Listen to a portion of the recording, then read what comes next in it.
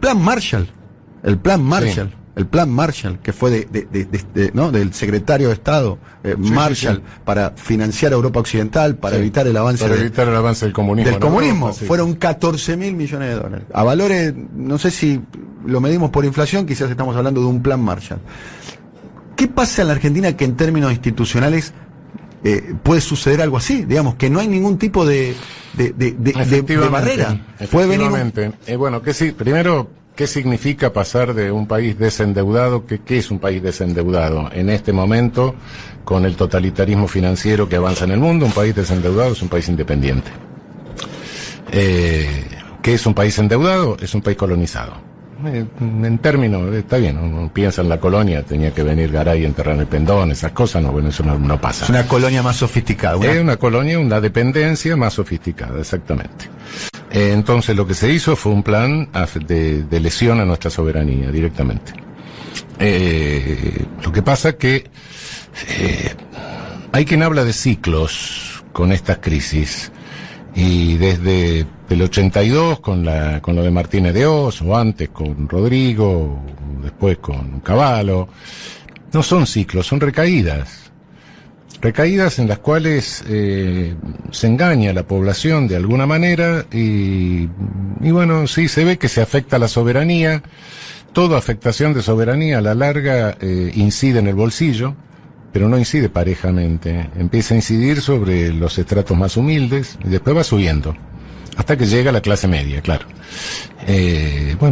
Creo que la tarea que tiene la política por delante hoy es crear conciencia, si se quiere decir mística, lo que se quiera decir, de que la independencia, la soberanía y el bolsillo van juntos, y tarde o temprano te llega, pero empieza por lo más pobre, lo cual requiere una solidaridad, una solidificación, mejor dicho, del binomio soberanía y solidaridad.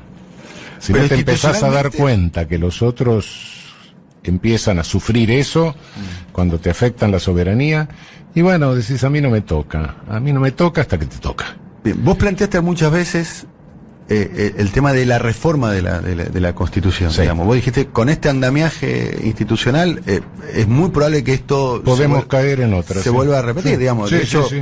Es más, vos planteás históricamente. Sí. Vos fuiste estatuyente de la Ciudad de Buenos Aires y constituyente nacional, ¿no? Bueno, fui constituyente nacional, sí, en el 94, pero bueno, ahí éramos una minoría. Claro. Bueno, éramos un 10% de la convención. Bien.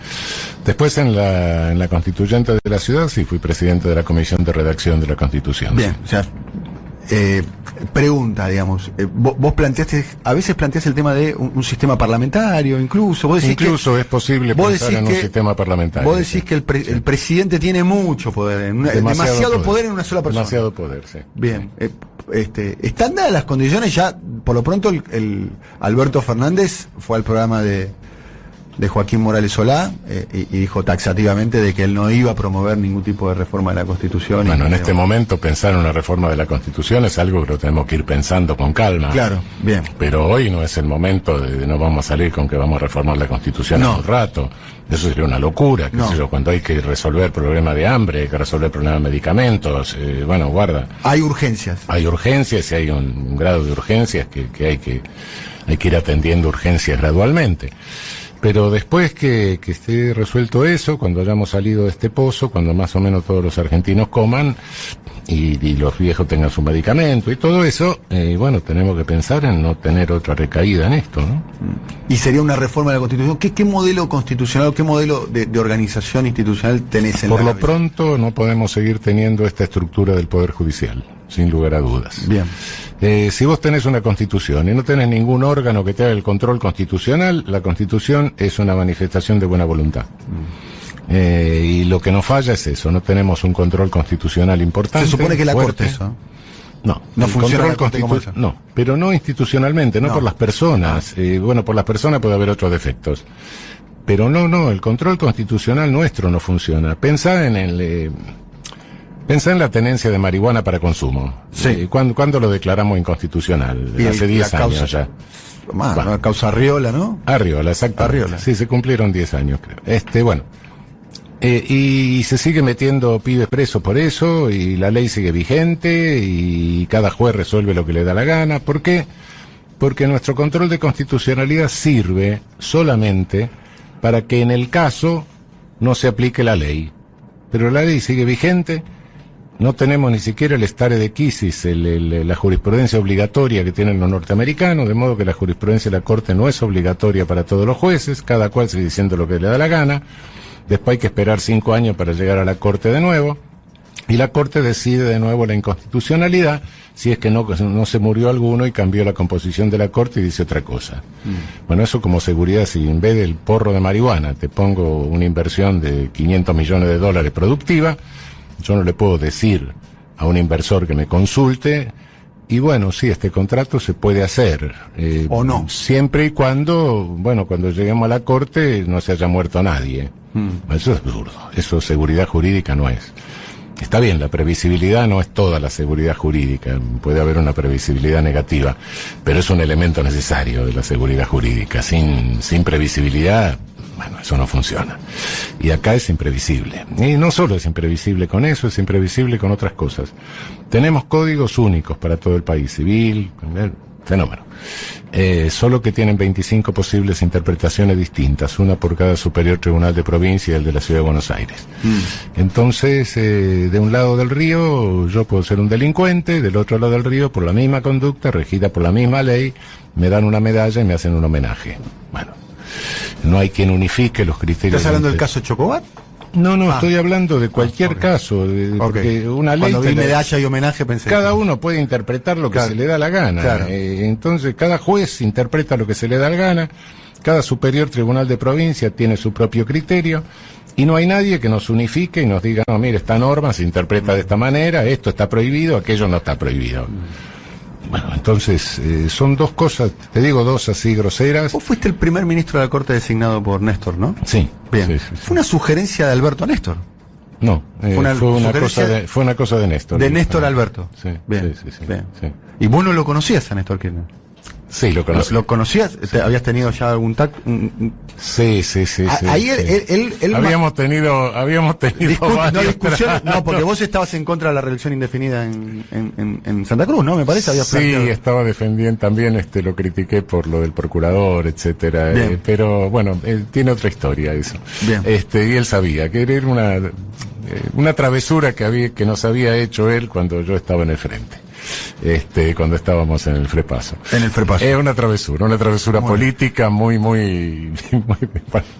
de esas que se hacen en política, ¿no? Muy bien. Era por eso, y él sabía que era por eso que lo decía, no por otra cosa. Bien. Pero está claro que la designación tuya como juez de la Corte marcó un camino, digamos, en el gobierno. Sí. ¿Cuál debería...? No, aparte, por otro lado, sí, primero marcó un camino. Segundo, generó un escándalo durante los primeros meses de gobierno de Néstor. Sí. Y eso le dio tiempo también para, bueno, mientras se iba todo el escándalo para otro lado, si yo podía hacer, si no podía hacer, le dio tiempo para ver dónde estaba parado. Claro. Sí, porque cuando vos llegás a un gobierno, bueno, diablo. Para medir correlación de fuerzas. ¿Dónde estoy? ¿Quién tengo al lado? ¿En quién puedo confiar? ¿Qué es lo que está pasando? ¿Qué cuadro de situación tengo? Bueno, le di un tiempo para eso. ¿Eso vos lo sabías en ese momento o te diste cuenta después? No, me fui dando cuenta, claro. ¿Qué pasa? Yo soy un tipo tan importante. No, entonces, ¿a qué se debe esto? Bueno, ahí me di cuenta, no, está haciendo tiempo, bueno, está bien, sí, es funcional, está bien. No me siento molesto. Pero un gesto unívoco de hacia dónde él quería ir, digamos. Sí. Era en un momento de mucho desprestigio de la justicia, especialmente de la Corte Suprema de Justicia, por otros motivos. Sí. Y me acuerdo perfectamente del diálogo que tuve con él, en el diálogo que en un momento, porque a mí me sorprendió un poco la cosa, ¿no? Incluso yo había regresado unos días antes, había regresado ese mismo día que me lo dijeron, acababa de regresar al país, y porque estaba dando un curso de doctorado en México, estaba 1 mes en México y 2 meses acá. Acababa de regresar de México y en ese momento, a la noche finalmente hablamos y Néstor no me condicionó nada, no. Es decir, en un momento le digo, pero vos me conocés. Sí, te conozco bien. quédate tranquilo. Digo, pero Néstor, mira que yo no voy a encubrir a los genocidas. No, nosotros tampoco, no, quédate tranquilo. Porque no me decía nada, normalmente, bueno, qué sé yo, si vas a nombrar un ministro de la Corte, por lo menos... ¿Alguna indicación? Discretamente le decís algo. Sí, bueno, no yo voy nada. por acá. Claro, no es que te ponga condiciones, pero bueno, una charla un poco. Y después le digo, bueno, pero mira que en el corralito yo creo que en algún momento, no los interese, pero el capital va a haber que devolvérselo. Bueno, sí, eso lo hablamos después. Pero fui yo que saqué los temas, no estuve condicionado en nada, realmente así, hablando mano a mano, los dos solos, esa fue la conversación. ¿Y con Alberto Fernández cuál ha sido y cuál es tu vínculo ahora, si es que tenés algún tipo de bueno, no vínculo? lo vi ahora, pero sí, siempre fue un vínculo cordial, sí. Cordial, sí. digamos, los dos son profesores de la facultad, seguramente. Alberto ha trabajado muchísimos años con el Beberrí, sí, que era un de gran hecho amigo, fueron socios por supuesto, era un de gran la amigo, cátedra, ¿no? por otra parte, qué sé yo, el Bebe, un tipo interesantísimo, ¿no? Sí, mantenemos un vínculo cordial, sí. Bien, si te llama, vamos a hablar una hipótesis, si te llamase a Alberto Fernández para tener una charla para ver lo que hay que hacer con el tema de la justicia, que es un tema que vos estás planteando, vos planteas mucho que la justicia es casi el poder más con resabios más monárquicos de todos los poderes. Sí, del Estado. no solo monárquicos, la estructura que nosotros tenemos del poder judicial es muy problemática. Lo que te decía hace un rato, si uno revisa las constituciones y las estructuras de los poderes judiciales del mundo, la nuestra es la más irracional. ¿Del mundo? Sí. Del mundo occidental, bueno, occidental, no sé, no te puedo decir la claro, China, qué sé yo, claro, pero sí, en el derecho constitucional comparado no tenemos tribunal constitucional en serio, no tenemos corte de casación, es un problema eso. Bien, ¿y qué le podría llegar a proponer a Alberto Fernández? ¿Qué cosas te parece que...? Yo creo que Alberto sabe tanto como yo de sí. esto. Bueno, qué sé yo, lo que podemos hacer es charlar y decirme, bueno, qué es lo que él piensa y darle mi opinión, pero coincidís que la justicia... No le voy a enseñar nada. No, está claro sentido. que no. No. Pero coincidís que la justicia está pasando un momento de enorme desprestigio. Sí, lo único que siempre insisto en lo siguiente, en el país tenemos 3.000 jueces. 3.000 jueces. Sí. Y entre provinciales, nacionales, etcétera, distintos niveles. Pero esto que está pasando, yo creo que tiene unos 40 protagonistas como máximo entre jueces y fiscales. 40 protagonistas. En posición clave, eso es cierto, sí. No, por supuesto, pero en posición clave que permite estos defectos institucionales que tenemos de toda la vida, ¿no? Pero bueno, por eso no creo que sea justo hablar de categorías y decir los jueces. Hay un grupo, 40, 50 nomás, que han comprometido la imagen total de la justicia argentina, ¿sí? La doctrina Irurzun, por ejemplo. Doctrina en derecho es una cosa seria, es una construcción dogmática, es algo... Irurzun yo creo que le dio el papel a alguien, a un empleado, y le dijo, pone algo para no darle la excarcelación, y se le ocurrió eso. Pero esto de doctrina no tiene nada, es totalmente aparte, que es absurdo. Si hay vínculos residuales en los que fueron funcionarios... Bueno, ¿qué vínculos tienen los que son funcionarios? Entonces te denuncian un funcionario y un auto de procesamiento. Y cualquiera puede estar seguro de que no va a cometer ningún delito porque es un tipo muy moral, muy ético, qué sé yo. Pero nadie puede estar seguro, ninguno de nosotros puede estar seguro de que en algún momento no se ligue un auto de prisión preventiva por efecto de la semiplena prueba, que te sometan a un proceso. Después, no habrás hecho nada, te absolverán. Entonces cada funcionario que por una semiplena prueba lo sometan a un proceso, automáticamente entonces tiene que quedar preso. Y creo que nadie quisiera ser funcionario en la Argentina, me parece, ¿no? Por lo menos yo no, con ese riesgo no. Si te preguntan cuando viajas mucho al exterior y demás, por tu trabajo en la Comisión Interamericana o porque vas a dar clases o cursos y visitas a México, a Brasil, ya te voy a preguntar por Brasil y Bolsonaro, que sé que es un país que vivís muy de cerca. No te puedo contestar. ¿No? No me puedes contestar. Eso no puedo, meterme con otro país, no. Con el mío sí. Por el Con el tema. mío sí, porque en la Corte Interamericana, por ley, no participo en los casos argentinos. Bien, pero si con te los preguntan otros... por Argentina, a ver, te preguntan en Brasil, en México, en Estados Unidos, donde sea, te preguntan, Raúl, ¿hay presos políticos en Argentina? ¿Tu respuesta cuál es? Sí, claro que hay presos políticos. Hay una persecución política y, naturalmente, bueno, el caso más evidente que tenemos es el de Milagro Sala, sin lugar a dudas. Y después hay otros, claro, ¿no? Están los compañeros Milagro y hay otros, está en la justicia federal, sí, no cabe duda. Hemos visto un caso de persecución política, es un caso de persecución política, un caso de persecución a jueces. Nunca en la historia nuestra se había perseguido a jueces por el contenido de sus sentencias. Es la primera vez que esto sucede en nuestra historia. ¿Estás hablando de Ramos Padilla? No, estoy hablando solo de otros que los echaron, estoy hablando de la amenaza a los jueces laborales históricos de nuestro fuero laboral. No, cuidado, persecución por el contenido de las sentencias. Eso no había sucedido nunca. Raúl, a esto que estás diciendo de persecución a los jueces, cuando fue la reforma constitucional del 94, vos escribiste un libro llamado Estructuras Judiciales. Exacto, sí. Hiciste una especie de análisis sociológico de los jueces, diciendo que de tantos cambios en la justicia por los diferentes gobiernos, el juez desarrolló como una especie de capacidad de supervivencia, Sí. de adaptar los fallos a la voluntad de los gobiernos. En alguna medida, sí. Sí. ¿Y eso cómo se resuelve? Porque parece que sigue muy vigente. Bueno, eso se resuelve, eso se está... lo que estamos viendo es un olfato del Poder Judicial. En el Poder Judicial molesta tanto justicia legítima como estos jueces que hacen estas cosas. La gran mayoría del Poder Judicial dice no hagan ola. Entonces, uno de un lado u otro del otro los molestan porque los comprometen. Hacen ola. En definitiva, eso es lo que pasa dentro de la masa judicial, digamos, ¿no? Y la gran masa dice, no, estos tipos me están ensuciando, me están poniendo en un problema que no quiero tener, no quiero meterme en líos. Lo primero que te enseñan cuando entras al Poder Judicial, casi de pantalón corto, y te ponen a atender el mostrador, es que nunca te quedes con un expediente que no es tuyo. Y que aunque sean los tuyos, trates de echárselo a otro. Cuando tenemos infinidad de conflictos de competencia, un juzgado, y los conflictos de competencia, Generalmente es alguien que 999 por miles, no es mío. no es mío.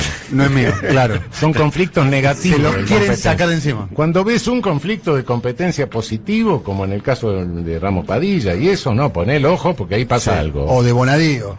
Claro, ahí pasa algo, ahí hay algo. Pero el 999 por mil de los conflictos de competencia que llegan a la Corte, y lo vi 11 años, eso son conflictos de competencia negativos. Y eso es aquello que te digo del pibe que atiende la mesa de entradas, llevado hasta las últimas instancias de Cámara. No es mío. No hagan ola. No hagan ola. Raúl, en tu experiencia dentro de la Corte Suprema, ¿crees que el cambio de color político que se viene desde el Poder Ejecutivo debería de alguna forma repercutir en el cambio de color político dentro de la Corte? No sé si cambio de por ahí en la presidencia. Mira, no sé, yo sé que Alberto dijo que no quiere agrandar la Corte, etcétera. Yo veo ahí un grave problema de tipo técnico, no político solamente. Vos tenés tu propuesta de la Corte dividida en salas, ¿no? Sí, porque la verdad que 5 personas es una concentración de poder que en una república es peligrosa, de cualquier manera. Pero dejando eso, que eso sería lo político, Sí. ¿no? En lo técnico, la Corte nuestra, conforme a la Constitución, es un tribunal de control constitucional normativo. Controla a ver si las normas son constitucionales o inconstitucionales. La Corte nuestra, conforme a la Constitución, no controla sentencias. Bueno, desde hace 100 años, la Corte pretorianamente, es decir, asumió la función de que por excepción, podía controlar sentencias en caso de extrema arbitrariedad. Siguió controlando sentencias, la excepción se convirtió en regla. Hoy lo único que hace prácticamente, bueno, no lo único, pero casi lo único, es controlar sentencias en ultimísima instancia por vía de arbitrariedad. Esto no lo dice la Constitución, ¿eh? Esto Es un tribunal más, sería entonces.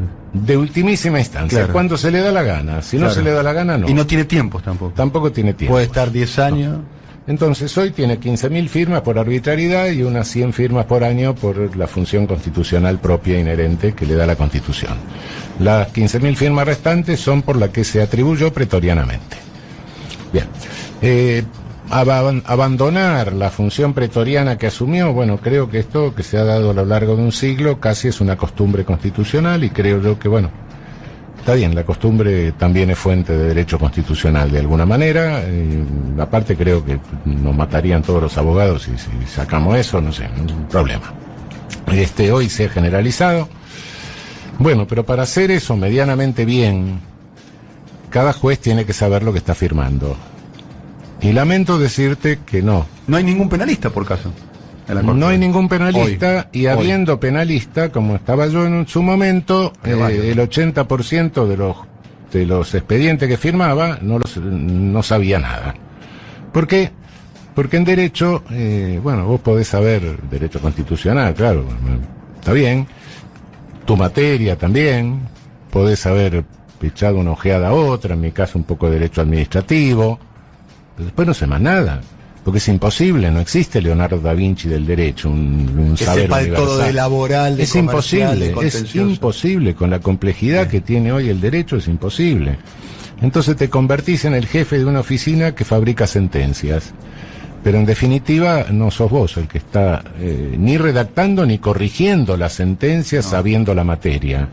Porque sí, está bien, vos podés delegar. Confías en gente. tu equipo y el criterio. Claro, pero no es confiar en el Viene un equipo. relator de tu equipo, ¿no? Te dice, claro, el caso es este, que decir Claro, que- pero no es confiar en el equipo en el sentido de redactarme eso, yo sé de qué se trata Sí. y te lo corrijo. Es confiar y después lo mirás al tipo y le decís, ¿estás seguro de lo que escribiste? Claro. Pará, no es lo mismo. Claro. Una delegación de trabajo material es una cosa. Ahora le estás delegando el trabajo jurídico. Hay un detalle no directamente. menor. Hoy, de los 5 miembros de la Corte, insistimos sobre el tema, no hay ningún penalista, por caso. No, hay no, ningún no, especialista en no, derecho penal. No.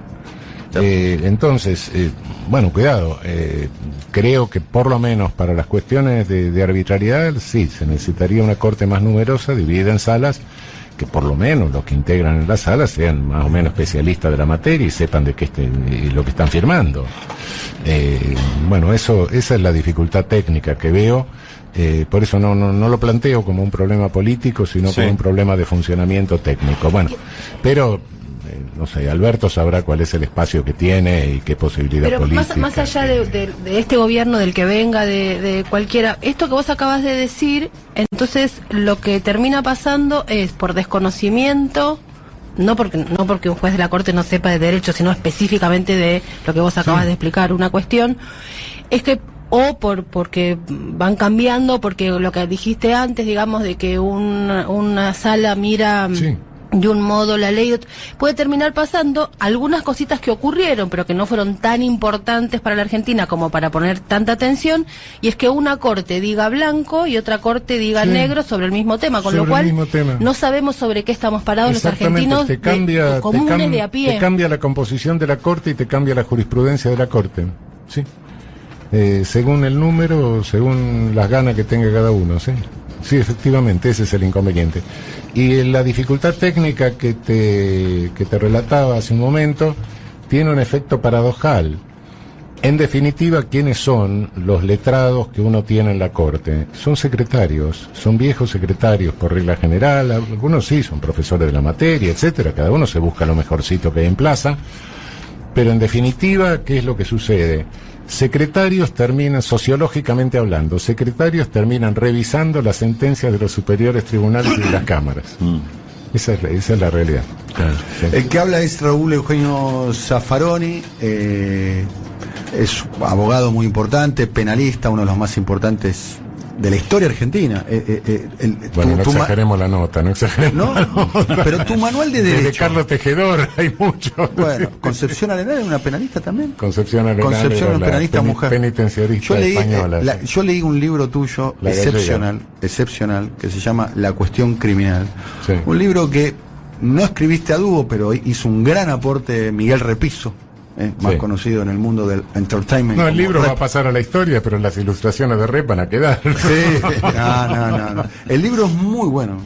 Yo les recomiendo a aquellas personas que se quieran introducir en el mundo del derecho. Y ojo, las ilustraciones las hacía Rep leyendo el texto, ¿eh? Sí, yo no le se sugerí nota. nunca nada, no, Se eran nota, las se ilustraciones. nota. Las ilustraciones son muy buenas. Por Ese eso, libro es sí, para sí, convertir sí. en serie de suspenso, te lo tiro. Charlarlo con Netflix, porque va todo en ese vericueto, es en ese tono. sí, es un libro muy bueno, una muy linda edición además. Sí. Viste que los libros además tienen, es un objeto en sí mismo, así que hay libros que no tienen lindas ediciones, este libro es bárbaro. Recuerdo, a ver, tu manual de Derecho Penal es un manual de estudio en muchas universidades del mundo, ¿no? Sí, realmente lo que... sí, realmente el manual ha tenido, yo creo que lleva vendidos entre las primera y la segunda edición, lleva vendido unos 35.000 ejemplares en castellano y en portugués. Sí. Bien. Bueno, Rulo querido. Sí, ¿qué tal? Quería preguntarte, hay como una, me parece exagerada expectativa de qué es lo que va a pasar con la justicia después del 10 de diciembre, desde lo que te dicen, bueno, ahora vamos por ellos y a juzgar a los que hicieron tanto desastre. Está la expectativa de qué va a pasar con esos 40 o 50 que hoy determinaron una serie de arbitrariedades, como desde tener presos políticos a las persecuciones, sin, obviamente en los primeros tiempos, sin una reforma a fondo de la justicia que no va a haber seguramente en los primeros tiempos. No, y tampoco... ¿Qué es lo que se espera que suceda? No sé. Naturalmente que va a suceder algo se va a hacer. No creo que ello sea venganza ni persecución, pero naturalmente que algo va a haber que reestructurar ahí, ¿no? No sé. Yo te puedo decir soluciones técnicas posibles, pero bueno, Alberto será el que ve el espacio político. Pero soluciones que tiene, técnicas ¿no? inmediatas ¿Cuáles serían? posibles. ¿Cuáles serían? No, hay muchas, así, de ampliar la Corte es una, una nueva ley de Ministerio Público, una nueva ley de Consejo de la Magistratura, que es un desastre porque la Constitución no define cómo se integra el Consejo de la Magistratura, ha dado una serie de vueltas eso. Yo lo dije en su momento, en la Constituyente del 94, dije que hay una cantidad de piolines sueltos. Se han creado instituciones sin decir cómo funcionan, cómo se integran, quiénes son los... Bueno, cuando una Constitución te dice en forma equilibrada, qué sé yo qué es. Menos mal que no dice que el Congreso se integra en forma equilibrada, ¿no? Bueno, de ahí nació mal el asunto. Y hemos tenido todos los líos de leyes del Consejo de la Magistratura hasta que ha llegado que se presta a la persecución judicial. No sé, todas esas son posibilidades técnicas, pero bueno, eso yo no tengo la visión que puede tener él, ni estoy en los zapatos de él, ni quisiera estarlo, porque se va a hacer cargo de algo complicado. Pero, ¿pensás que hoy habría más consenso para una reforma judicial como la que se intentó en 2012, 2013, no me acuerdo qué? Fue un error aquella.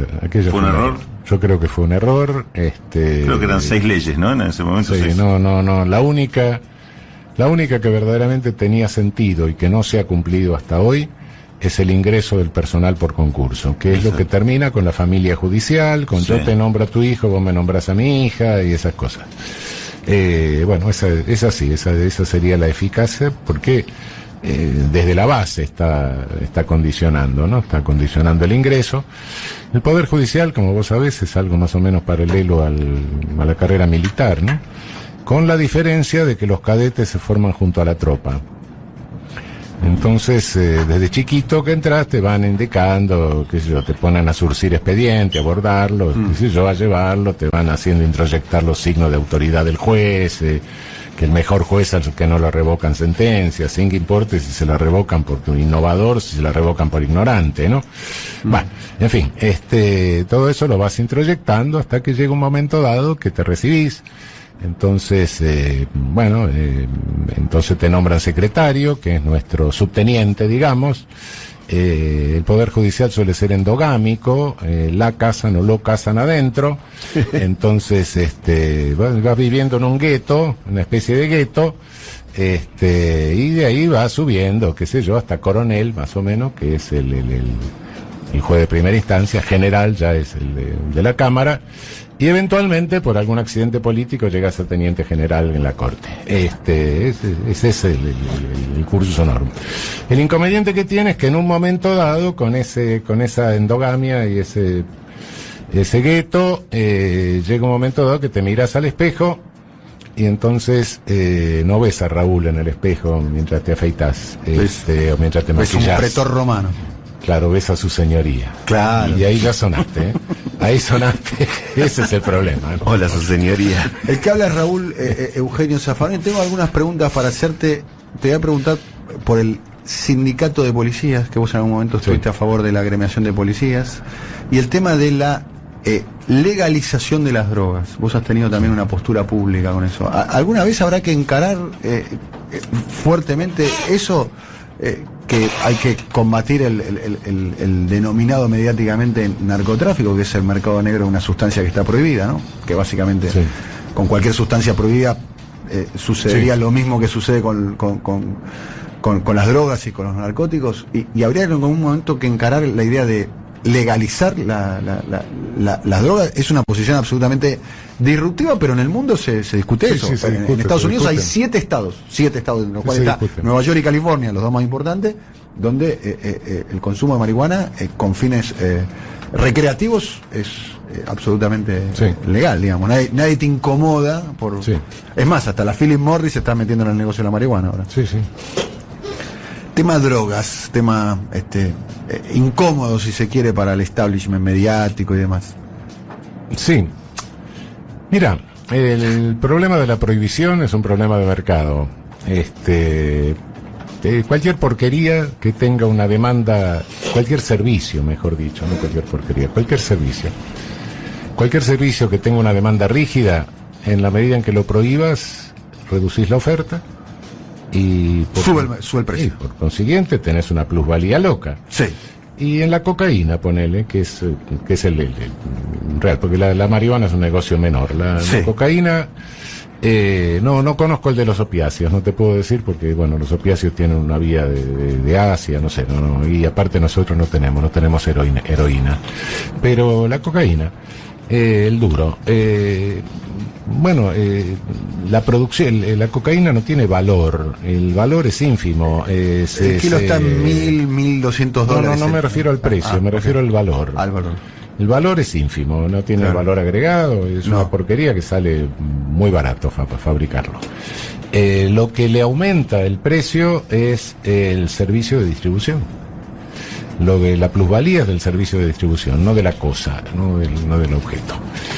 Y ese servicio de distribución produce una renta, de la cual la mayor parte de la renta se queda dentro de Estados Unidos, por la diferencia entre el precio FOB, Free on Board, que llega y el que llega al consumidor. Hay una diferencia sideral en eso, de modo que esa mayor renta que queda dentro de Estados Unidos, hay una división del trabajo genial, ¿no? La competencia por alcanzar el principal mercado de consumo se produce al sur del Río Bravo. Lo que antes se producía dentro de Estados Unidos con las mafias en la prohibición alcohólica, ahora se produce al sur del Río Bravo. Y bueno, pues lo que ellos tienen adentro es una aceitada red de distribución que no les trae mayor problema, y esa renta se recicla. Ahí hay otro monopolio, que es el monopolio del servicio de reciclaje, que se hace en el hemisferio norte. A nosotros nos prohíben en el hemisferio sur reciclar cualquier cosa. Bajo la figura de la persecución del lavado de dinero, ¿no? Claro, exactamente. El lavado de dinero nosotros no lo podemos hacer, lo hacen ellos. Tienen el monopolio del lavado de dinero. Ahí construyen La Vega, Miami. Miami era un pantano, hacen una ciudad. La Vega era un desierto, hacen una ciudad. Y todas las islitas, y después se pelean entre ellos y salen los Panamá. No la hicieron con las AFJP, ¿no? La Vega y Miami, ¿no? Después salen los Panama Papers porque se pelean entre ellos a ver quién tiene monopolio en el hemisferio norte, en fin, todas esas cosas. De modo que se quedan con la mayor parte de la renta y con la plusvalía del servicio de distribución, y también con el monopolio del servicio ilícito de reciclaje. Y al sur nos queda menos... La guerra. Y los muertos. Los muertos, la guerra. Exactamente. Entonces, una distribución genial del trabajo. En cuanto a la liberación total, sí, si lo pienso, digo, bueno, sí, tiene que ser, pero hay algo que me llama la atención. ¿Quiénes proponen la liberación total? Y son los Chicago Boys. Y me han invitado... Milton Friedman, ¿no? Claro, varias veces. Varias veces me han invitado a participar en la liga abolicionista y esas cosas. Y no he participado, creo tengo unos compañeritos extraños. Es eso lo que... No, desde un punto de vista lógico, sí. Llegan desde el liberalismo ontológico, yo no me digo a esa definición. Claro, bueno, digo, qué sé yo. También son abortistas, quiero decirlo, ¿no? Por caso. Sí, ¿no? Pero bueno, sí, pero sentarme al lado de esos compañeritos me pone un poco nervioso. Por lo menos regular. Por lo menos, sí, en fin.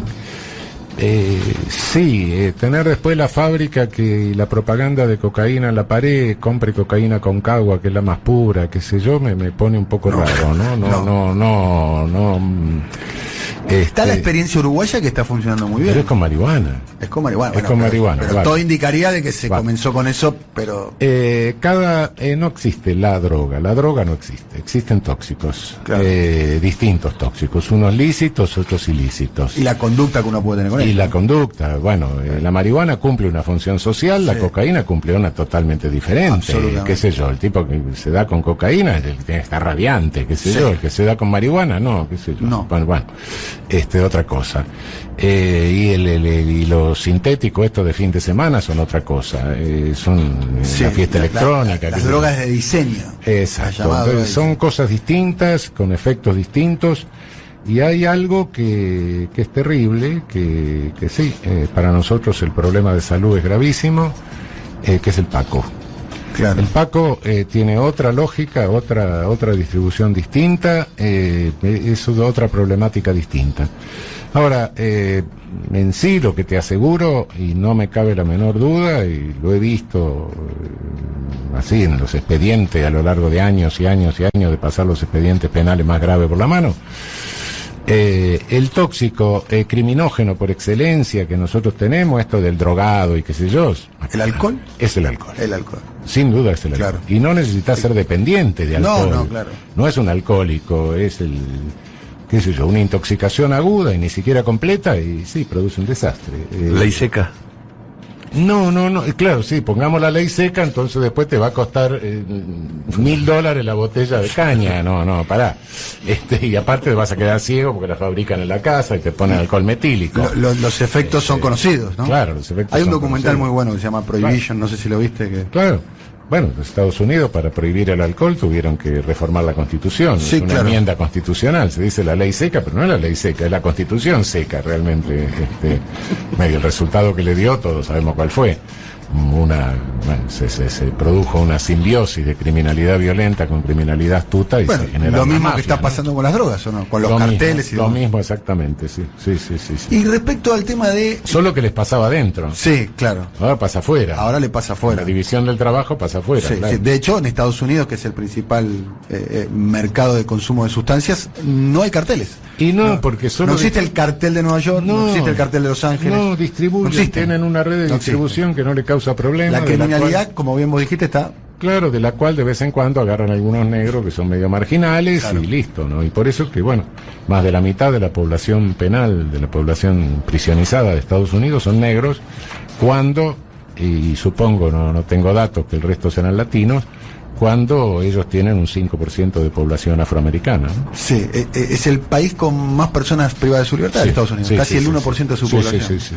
Y con respecto al tema, un tema de debate, acá lo hemos hecho hace algunas semanas y demás, la idea de que los policías tengan su gremio. Vos siempre te manifestaste a favor, lo escribiste escribí, muchas veces. Dejé el proyecto de voto en la Corte, que se fue demorando. Después que me fui de la Corte se decidió y bueno, y perdió por un voto, salió 3-2. ¿Cuáles son tus argumentos a favor de que los policías tengan su gremio, Raúl? Mira, el principal argumento son varios. El primero, la policía es un servicio civil, no es un servicio militar. Distingamos bien la cosa, porque si no, cualquier tipo con uniforme vamos a creer que hace lo mismo, ¿no? Los carteros, los policías y los militares. Parémonos, no, eso no es así. En segundo término, el policía es un trabajador como cualquier otro. Tiene que tener derechos laborales, fundamentalmente el derecho a discutir horizontalmente sus condiciones de trabajo, el derecho de paritarias, el derecho a hacer peticiones colectivas. No tiene derecho de huelga, naturalmente, como tampoco lo tiene cualquier servidor de un servicio de primera necesidad. Un médico, por caso, lo tiene regulado. Un médico de una sala de primeros auxilios no puede tener. Bueno, pero eso es una limitación, naturalmente, inherente a la función, no cabe la menor duda. El resto, todos los derechos laborales, no hay razón para negárselo. En segundo término, si queremos fortalecer la conciencia profesional se crea y se fortalece en la discusión horizontal. No hay otra. Esto significa que se viola la jerarquía, ¿no? Jerarquía hay en cualquier institución, tiene que haber jerarquía, en el hospital también hay jerarquía. Y sin embargo, bueno, están sindicalizados y no por eso la enfermera se maquilla mientras el médico está operando, el instrumentista, ¿no? Claro. Hay jerarquía. Y bueno, y si el médico le da una instrucción a la enfermera la que cumple, bueno, la cumple. Eso no hay nada que hacerle. Bueno, eso, en fin. Pero lo grave del caso, aparte de la conciencia profesional, etcétera, el hombre y la mujer policía que están en la calle son los que mejor perciben lo que pasa y la conflictividad que tienen. Y por otra parte, al defender sus condiciones de trabajo, también tienen la posibilidad de someter a crítica la compra de material, de equipo, etcétera.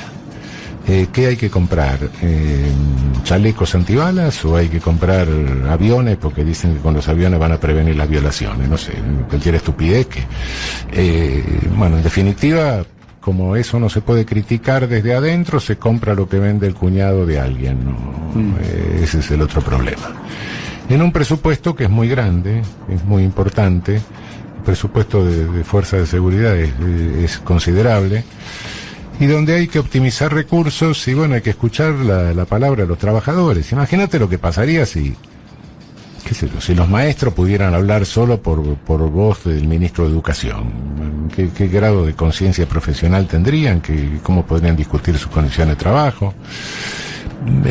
Los policías son los trabajadores que tienen menos garantías laborales en todo el ámbito del trabajo. De modo que sí, yo defiendo abiertamente, bueno, todas las policías europeas están sindicalizadas, salvo la Guardia Civil Española. Hay sindicato de derecha, sindicato de izquierda, etcétera. Bueno, cada uno, en fin, eso es... ¿Qué pasa con el tema un tema remanido, pero me parece que hay que marcarlo, el tema de las huelgas, ¿no? En el caso de las policías, de las diferentes policías. Bueno, huelgas, están armados, ¿no? Huelgas las policías no pueden hacer, en principio. Eso, claro. No, ese derecho no se le puede reconocer. Lo que pasa en la realidad ahora es que se arman motines, que no son huelgas, son motines. Y la autoridad, cuando se arma el motín es porque se rompe la cadena de mandos, es decir, ya no le dan bolilla al jefe. Y entonces tiene que intervenir la autoridad política y no sabe con quién está hablando. Como no hay sindicato, no sabe si está hablando con 5 loquitos o si está hablando con tipos que representan la mayoría del personal policial. A mí alguna vez hasta Scioli me lo preguntó siendo gobernador de la provincia. No sé. ¿Qué te preguntó? Estábamos un día en el Congreso, no sé por qué pasado, no me acuerdo, y se me acerca y me dice, Raúl, ¿qué problema hay en sindicalizar a la policía? Ninguno, yo soy totalmente partidario de la sindicalización. Porque mira lo que me pasa, yo no sé con quién estoy hablando. Claro. Y efectivamente, cuando se rompe la cadena de mandos, porque vos hablas con el jefe como autoridad política, sí, fenómeno. El día que se arma el motín, el jefe no le da más bola.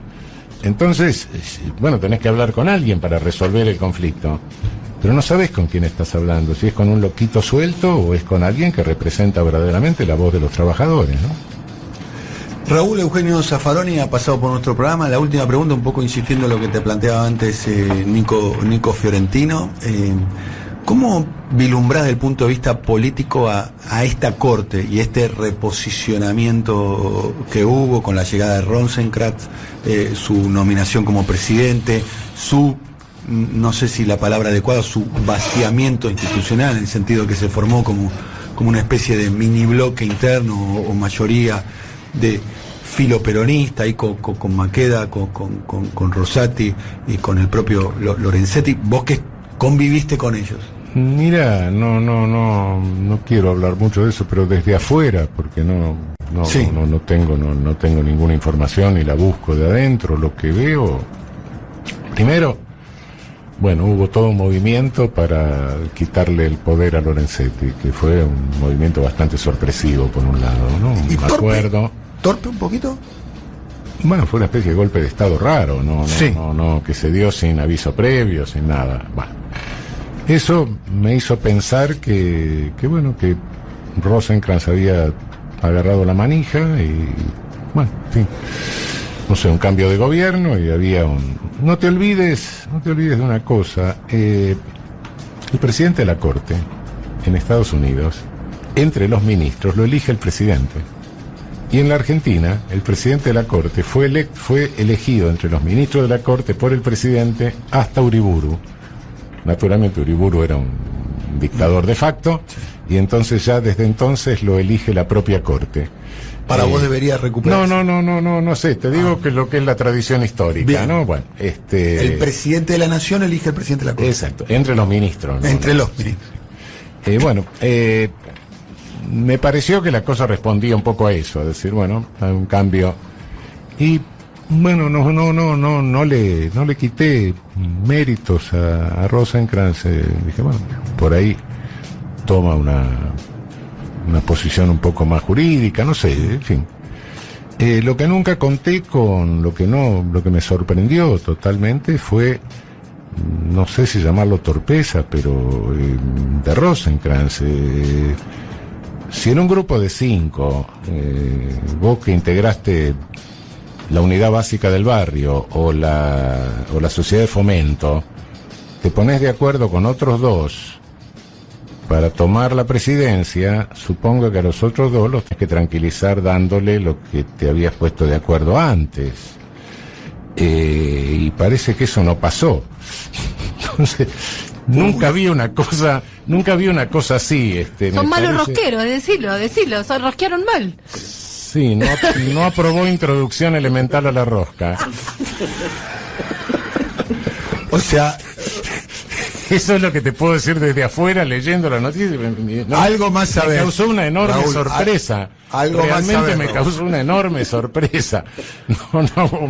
No te afligió, me parece. No me afligió porque, bueno, pero no respondía a la lógica de poder que tenía la cosa de decir, bueno, cambiaron un presidente por otro, porque cambió el gobierno y bueno, y arreglaron, bueno, pero después veo que es lo que, no sé, me quedé totalmente desconcertado. ¿Y Lorenzetti, mito o realidad de que es tan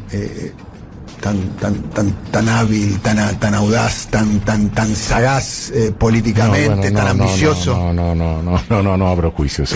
La tiraste. No abro juicios. Te pregunto si hay que legalizar todas las drogas. Sí, vamos para allá, no hay ningún problema. Le pregunto a Lorenzetti. No, de este tema no vamos a hablar.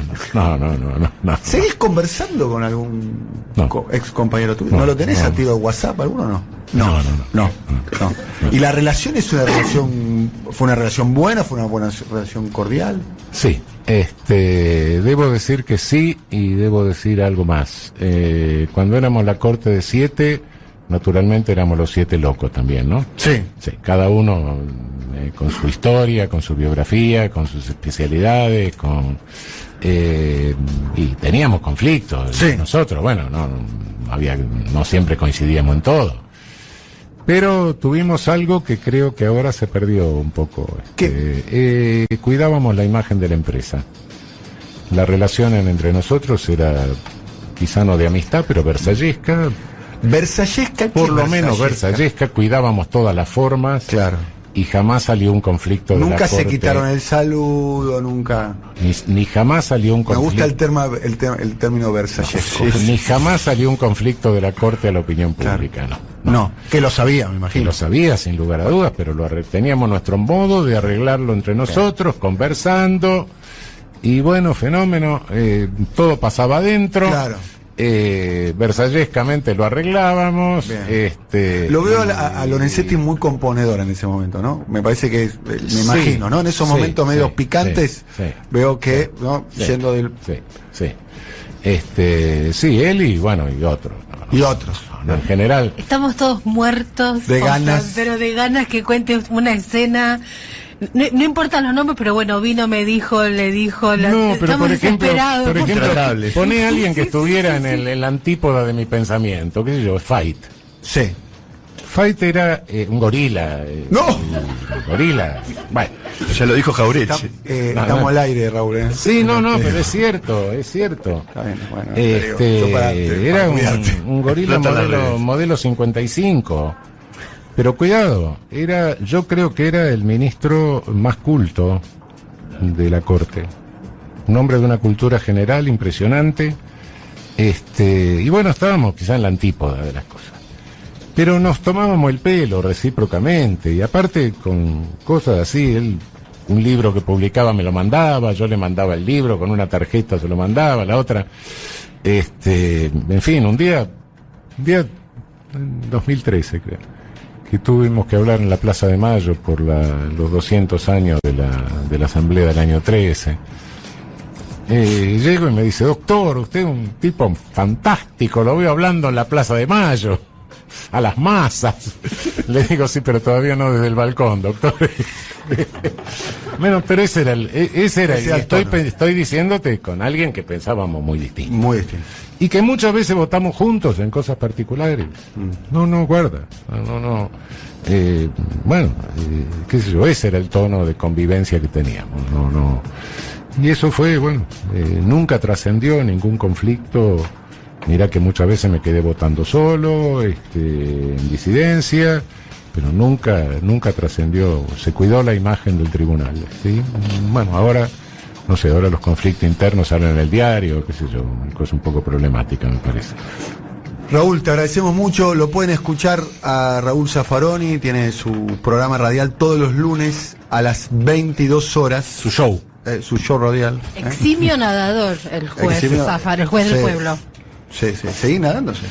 Está muy bien, físicamente está impecable. Hace tiempo, porque voy más al gimnasio. No le vamos a preguntar la edad porque es coqueto, sabemos que tiene más de 75 porque tuvo que renunciar. Claro. Bueno, fuiste el único que cumplió esa reglamentación. No, Belucio antes. Belucio antes, sí. Belucio había firmado había jurado con la antigua Constitución. Sí. Se podría haber quedado Belucio. Aparte había firmado en favor de la doctrina Fight. Y no, Belucio cuando llegó a los 75 dijo, yo no me voy a amparar en la jurisprudencia que yo mismo hice, y se fue. Bien. Sí.